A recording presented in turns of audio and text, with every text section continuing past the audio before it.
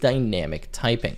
Now, Python is a dynamically typed programming language, and that means that whenever you define a variable, its type can actually change later on.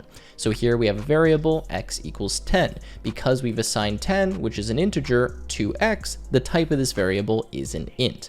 However, later in the program, I can change this variable to something like a string, and there's absolutely no issue with that. This is one of the features of Python that makes it amazing, but also causes a lot of headaches. Let me show you what I mean. So check out this example. We have a very simple function where we add the values a and b, which come in as parameters. Now, even though we annotate these as an integer, which is valid in Python, you can define what the type should be, it's not actually enforced.